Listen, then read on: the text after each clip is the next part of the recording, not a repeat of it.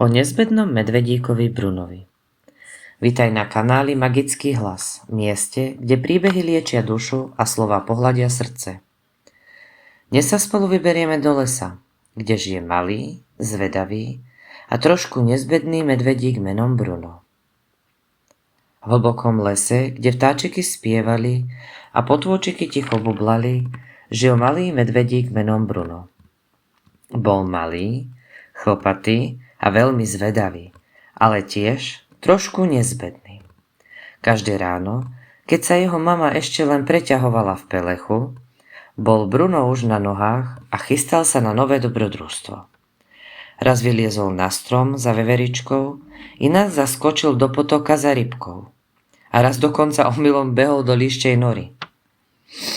Bruno, povedala mu raz mama medvedica jemne, les je krásny, ale musíš byť opatrný.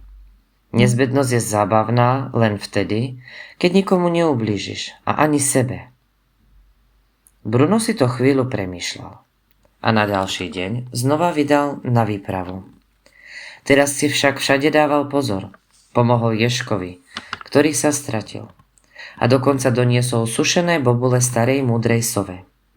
Na konci dňa, keď zapadlo slnko a celý les stíchol, Bruno si líhal do mäkkého pelechu s úsmevom na tvári.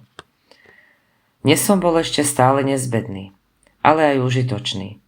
Zamrmlal si a zaspal ako bábätko. A tak medvedík Bruno zaspal pod mäkkou prikrývkou listov, šťastný, že aj keď je nezbedný, dokáže pomáhať a byť dobrým kamarátom.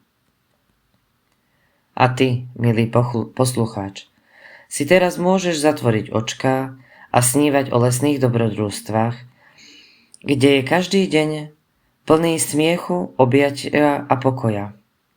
Ďakujem, že si dnes počúval rozprávku z kanála Magický hlas. Prajem ti dobrú noc a sladké sníčky.